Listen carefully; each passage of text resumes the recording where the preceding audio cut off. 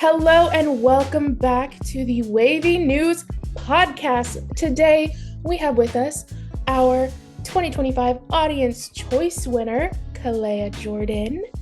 Hello. Hello. I'm so excited to be here. We are so excited to have you. So a little fun facts for our audience as they're listening in. Kalea is a lover of music and a lifelong storyteller.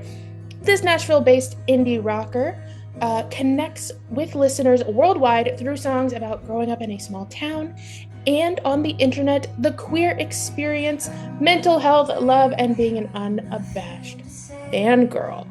So as a fellow fangirl, let's gab a little bit. I know that a lot of your music is themed around like fangirl nonsense, and I feel like I can say that as a fangirl. Talk to me a little bit about your writing process. Yeah, I used to say that I wished I could just make a living off of reading books. Like when I was in middle school, high school, I was like, I wish I could just, as a job, be paid to read books, not even review them or anything. Just sit in my house and read books. But unfortunately, I don't think that's a very lucrative field. Don't know if that exists. So the next best thing I can do is write songs. And I think I don't always have a lot of things to write about myself necessarily. I write a lot of songs about myself, but I draw from my friends' lives and from all of my favorite fictional characters. And I write a lot of songs about my favorite shows and movies and books. And then even my songs that are about me, a lot of times after I've written them, I'm like, this is really just like Lord of the Rings, actually. Yeah. Oh God, I feel that. I totally understand. What is one of the most out there random song about a thing that you've come up with so far, even if it's not released? What is it? I wrote a almost 11-minute song about Dean Winchester from Supernatural a couple months ago. Because one of my friends just wrote a 10-minute song and told me about it, and I was like, well, I want to write a 10-minute song. And so I was like, what on earth am I gonna have 10 minutes of something to say about? And then I didn't even mean for it to be 10 minutes. I just started writing, and I thought, actually, I'm not done yet. I have another verse in me. And it ended up being almost 11 minutes long. So I've written a lot of songs about Supernatural. It's my favorite show. But that one was kind of the craziest. That's a lot. That's intense. A lot, yeah. Intense. Honestly, I think the longest song I've ever written was 6 minutes, and that was giant guitar solo through the middle of it. I could not imagine 11. But honestly, if you're that in love with a character, I have a lot to say about him. I have a lot to say about him. Exactly. So let's dive in a little bit more into your own fandom. I know, because I've been to your shows, you have something a little bit special that you do for your fans. Do you want to clue our audience into that? Yeah, I give out friendship bracelets at all my shows. And I think a lot of people think I started doing it because the friendship bracelet trading was super popular at the Taylor Swift Eras tour. Yeah. And I did love that, and my sister and I made almost 70 bracelets when we went to the Eras tour. But I started making bracelets for my friends with my own song titles and lyrics on them back in 2019, and then just kind of traded them with my friends a little bit. Yeah. So it started before that, but the Eras tour definitely made me think, I want to do this more. So I started making a bunch of bracelets and started handing them out at shows, and it's really fun. I've decided I'm going to do it for as long as it's feasibly possible. Until it gets to a point where I need a higher volume of bracelets than I'm capable of making myself. But hopefully at that point, then people would make them for each other. Yeah, make them for each other. So I've got kind of a bracelet making factory in my living room right now. I have A lot. I was almost out of bracelets and I have several shows coming up. Yeah, you're killing it. We love that. Oh my God. Yeah, I know I'm going to Lillian Grace's show, so I'm Mhm. excited to see y'all play there. Very excited. Yeah, I actually still I'm literally looking at my bracelet that from your from the writers run we did together is literally right there.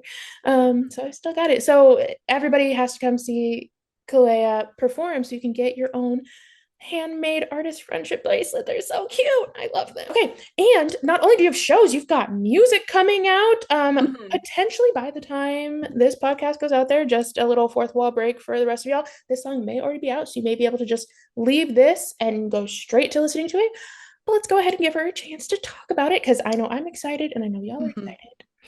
Yeah, I don't think I've ever been as excited for a song release as I am for this one. It's called Alarm, and there's a demo version of it that's already out, and it feels very different than anything I've released so far. It's kind of a different production style, and I think a lot of my songs, when I listen to my own music, I get sort of this imposter syndrome type of thing where I think, oh, everyone can tell that this isn't a real song. It's my song, and I know it isn't because whenever my songs do come on somewhere, or if I'm in the car with my parents, or if it plays on the radio occasionally in my hometown, any of my songs, it's like people don't bat an eye. It's just another song to them. And sometimes my parents will be playing my song in the background. They don't even realize they have it on. It's just a regular song. But to me, it's always like, this isn't a real song. It's my song. I think this was a Tumblr post I saw forever ago that said, your art is never going to be good enough that it stops looking like your art. And I think that's a really, really true thing. Like, no matter how good you get at something, we're always the most critical of ourselves. And so a lot of my songs, I never feel like they're quite right because it still feels like my song. This one, I don't have that problem with, which has never happened before. Like, as soon as we finished working on it, I was like, I just want to listen to this song. I want to listen to it like it's any other song. So I'm really excited about it for that reason. And I think this is also the first time that I've had a bunch of people online specifically asking me to release a song. So that's really exciting. It's why I put the demo out in the first place, because it's funny. It actually goes back to being a fangirl. It was the day after the Dan and Phil hard launch, and I love Dan and Phil. Yeah. I love Dan and Phil. They've been my favorite since I was 14, and I was feeling a lot of emotions after that, of course. And I wanted to write a song about it, of course. Of course. But I sat down to try to write a song about them, but everything I could come up with, I was like, I already wrote this in Alarm. Like, in other words, I wrote the same sentiment in Alarm.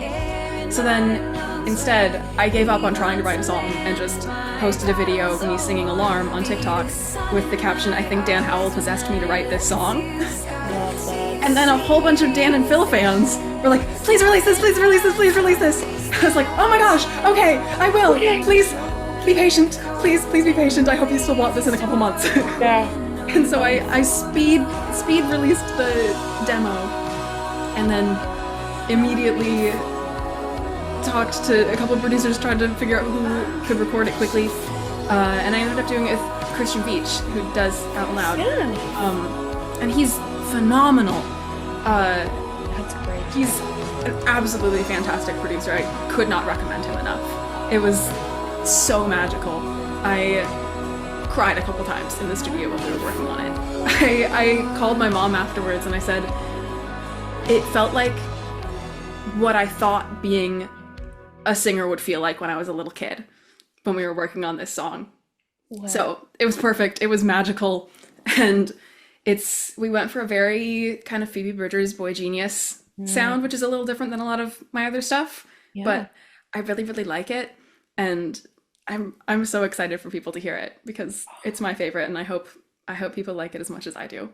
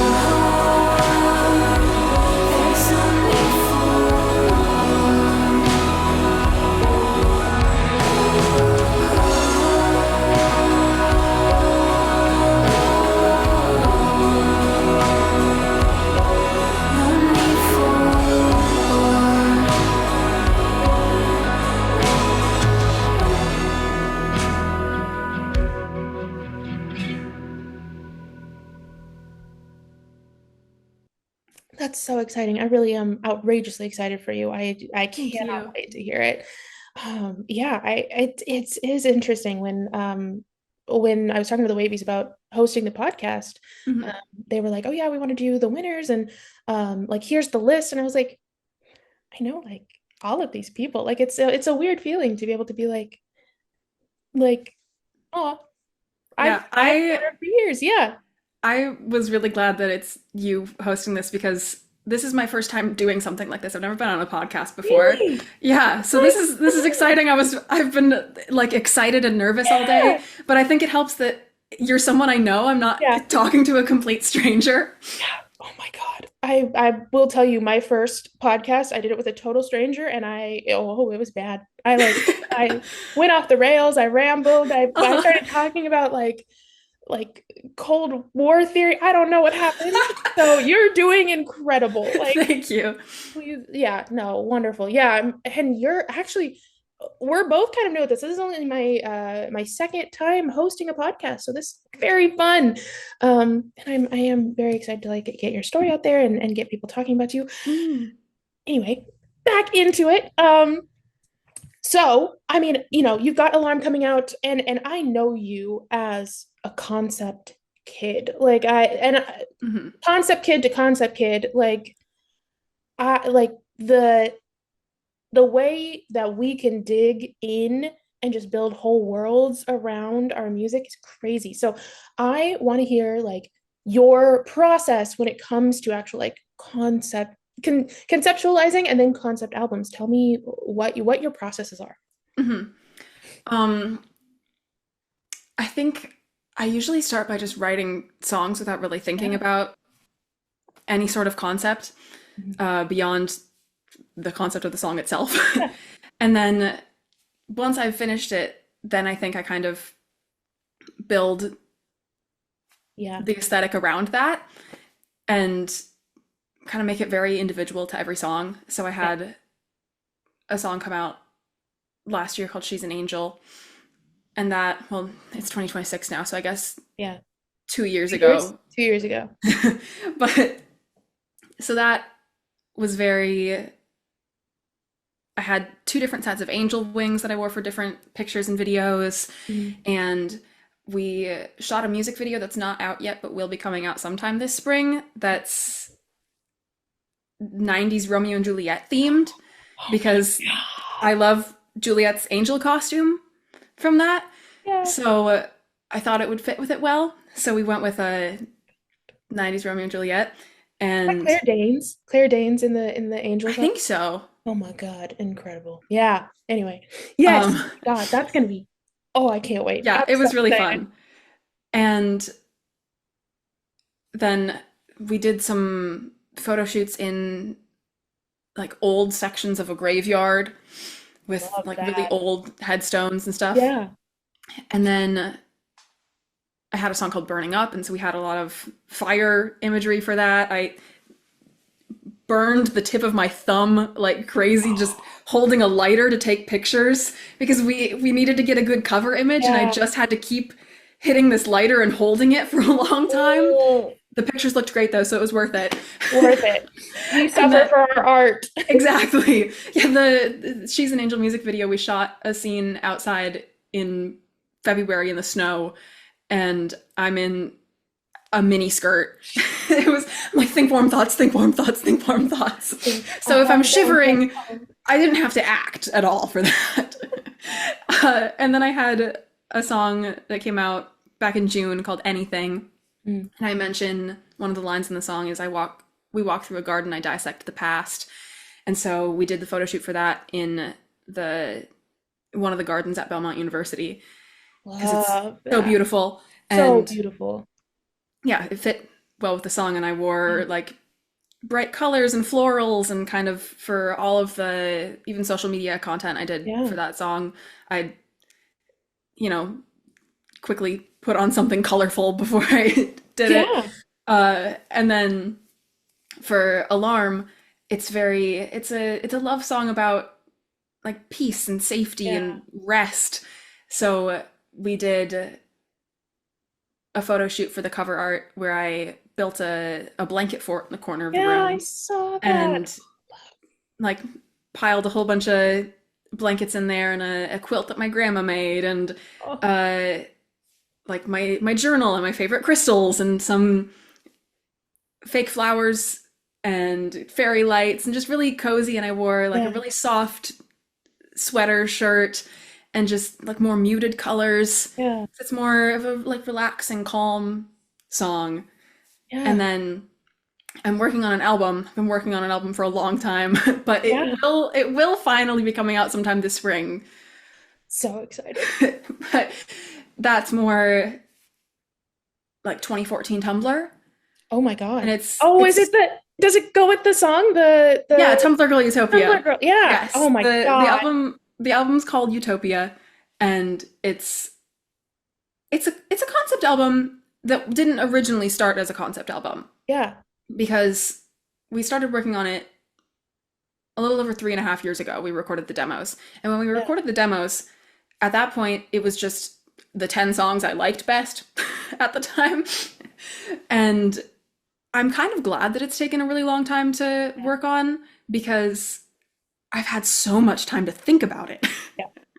So I've had so much time to listen to the songs and think about the songs and put together a concept about it because I realized as I worked on the songs and listened to them over and over that there was actually a lot of common themes across all 10 songs that I didn't really think about when I was putting them together. Yeah. It's like subconsciously, I guess I knew that they all Yeah. fit together perfectly and put them on an album. But after we decided they all went together, I realized, whoa, these actually go together way more than I originally thought. And Yeah. it ended up being it's now a concept album about coming of age Mm. centered around like 2014 Tumblr. Yeah. And like I said before, I write a lot of songs that aren't strictly about myself. And Yeah. so a lot of the songs on the album they're my own emotions, but they're not necessarily my own factual Yeah. experiences. Like the emotions are real, but the events might be fictional. Yeah. Depends from song to song. You're not going to confirm nor deny which Yeah, you're so about to or not. I Yeah. invented a character. Her name's Elle. Elle. I had reasons. I don't remember why her name is Elle, but Elle is I a have it very written down somewhere. 2014 Tumblr name, so it Yeah, makes sense. I have my explanation written down somewhere. So eventually Oh, man. I'll post it somewhere for the people that care that much about it. Yeah. And so it's became an album about this character Elle, who's just kind of a fictionalized version of myself, Yeah. who's a little more extreme, a little more dramatic than me. I'm already dramatic, but Oh, even more dramatic. Wow. Yeah. yeah. So it's each song is kind of an exploration of different things she's feeling and different things she's afraid of feeling. And it's bookended by a song called Queen of Hearts that's like, I am independent to a destructive degree. I don't need anyone or anything. And then it ends with Tumblr Girl Utopia that you've heard. That's Yeah. very much kind of similar, but like Yeah. it's angry. I'm a little mad at the world. I feel all these feelings and I don't know what to do with them, and the world isn't what I expected it to be. And then sandwiched in between those is a whole array of mostly sad and angry songs about just all of these feelings she's having and isn't sure how to express, and feelings I'm having and I'm not sure how to express other than with these songs. Yeah. So I'm glad it's taken a long time because I've been able to turn it into something, and I have a fun little album trailer with a little script that kind of introduces it that'll be kicking it off when I'm ready to start putting it out. My sister's going into film, so she shot and directed my little album trailer. That's incredible. Oh my God. Mhm. Yeah. I think I'm crazy excited for that. I like it and as someone who also does like had an album in the works for years, like it really taking that time. I don't think non-artists really fully understand the like Mhm. the beauty in it. And even as artists, I feel like we tend to like want it out there fast. We're like, okay, Yeah. it's ready, let's go. But it is nice to like take a minute because yeah, you get these Yeah. really crazy cool concepts. And oh, it's so fun. I used to stress about it a lot, like I need to get it out faster. But it's my debut album, and typically after your debut album, you never have that much time to work on anything ever again. Yeah. So, because people want another one and another one. So, if it takes 4 years to make the first album, good, because you Yeah. typically don't get to take that long again. So, there's no rush. Yeah. Okay. Last couple of questions because we are, yeah, we're doing really good. We're good on time. This is great. Last couple of questions. So, big one. What, like, think about that 2014 girl that the young Kalea, um, what would you like, maybe not advice, but what would you tell her about life right now? Like, would you reveal your secrets? Would you let them just like figure it out for themselves? Or what would you reveal? Hmm. That's a really good question. I think I think I'd want to tell her that things end up better than she can imagine at the moment. Mm, Because I think little me was often very a little sad and a little scared, yeah. and she didn't always think things were going to turn out. Um,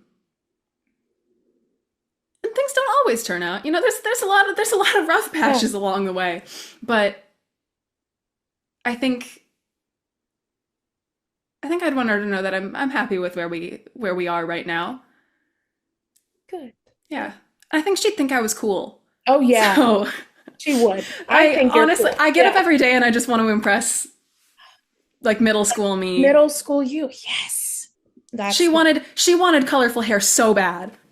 I used to take like highlighters and markers and color on my hair because I was too scared to ask my parents if I could dye my hair. And I don't think they would have cared either because I started dyeing it when I was like 17. And my mom, I've dyed my mom's hair a couple times. She looks great with pink. love that. But I was too scared, I think, because I didn't want them to say no. So I would just take a highlighter. And color your hair. Honestly, Uh-huh. are you a natural blonde? Like what was Mhm. your, yeah, I used to do that with my hair. But then my sibling dyed my hair when I was like 15 without telling my mom, and it was orange and it was a whole thing. But oh, I love that. Okay, so you've got your words for younger self. What advice would you give to other like potential Wavy members? Or just really anyone listening to this podcast, what is one thing that you want out there in the world as like this is the advice I would give? Hmm.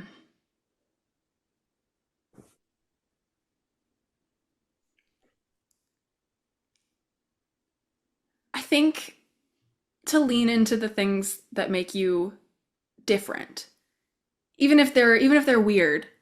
Yeah. You know, I like being a crazy obsessive fangirl. I always say I don't think we have enough people in the entertainment world, especially that are like up there, superstars, who are weird nerds. Like Yeah. I think we need someone to represent everybody who just wants to watch Lord of the Rings and play Magic the Gathering. My God, yes. Oh my God. I did see that you play Magic. I am a huge D&D person. I'm trying to get into Magic right now. It's hard. What on earth? Yeah, I just started playing last year, and I think when my partner was teaching me to play, I cried on the floor because it Yeah. was difficult. It's probably the most difficult game in the entire world. I cried on the floor because I don't like learning new games. So even a relatively simple board game, I get very stressed about. So once I learn, then I have fun. I love games, Sure. Yeah. but the learning process, I have a bad time. So when I was learning to play Magic, I cried on the floor because I didn't know what I was doing. But now I have fun. And so we play with a couple of my coworkers pretty regularly, and it's really fun. I have a Sam and Frodo deck. So Uh, that's really fun. I get to play Magic with my Lord of the Rings cards, and I have a great time. God, that sounds incredible. Yeah, I'm gonna have to get back into it. I'm a huge D&D person because you just get to sit there and role play and roll Hmm. pretty dice. But oh, I haven't played D&D in a while, and I miss it. I love it. It's an obsession. I just started DMing for the first time. I DM'd for the first time a couple months ago, and I was like, this is exhausting, but oh my God, it's so much fun. And especially if you're like a big world builder like you are, it, I like if you haven't played in a while, you should absolutely play again. If you ever want to join a Hmm. table, let me know. I'll bring you in. Um, Sorry, I fully interrupted your. That's okay. um, okay. Actual last question. Yep, I know we're running out of time. Thank you. I know where we're at. Actual last question. So the Wavies right now is the big push is kind of in the discussion of AI.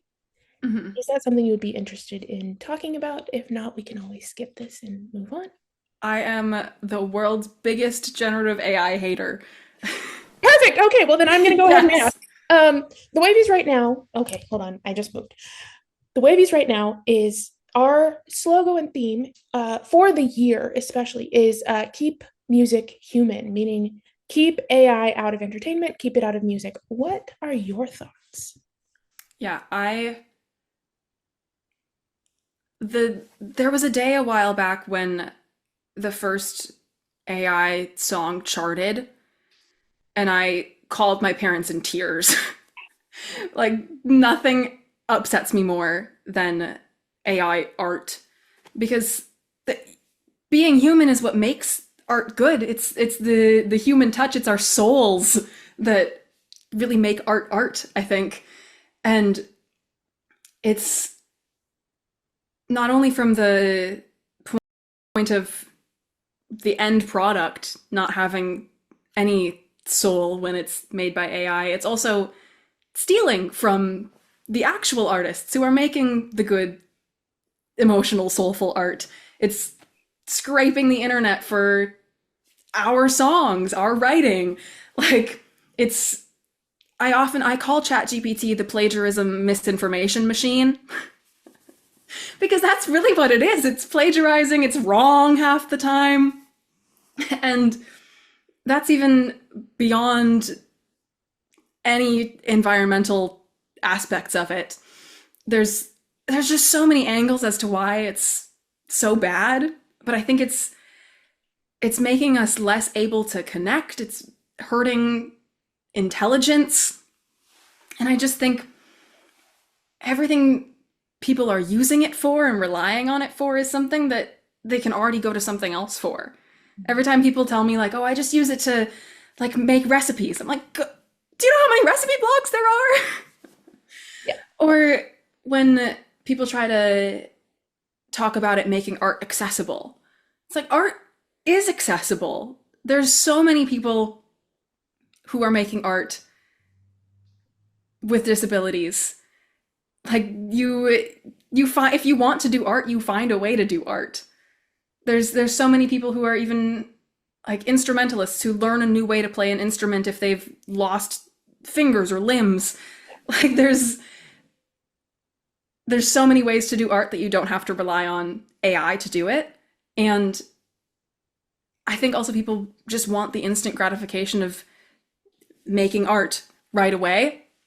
And it's something that takes practice. Like, you're not going to be good at something right away. And I know that's frustrating, because I often will drop a hobby because I'm not good at it right away. I have a basket full of yarn sitting across my room because I wasn't immediately good at crocheting.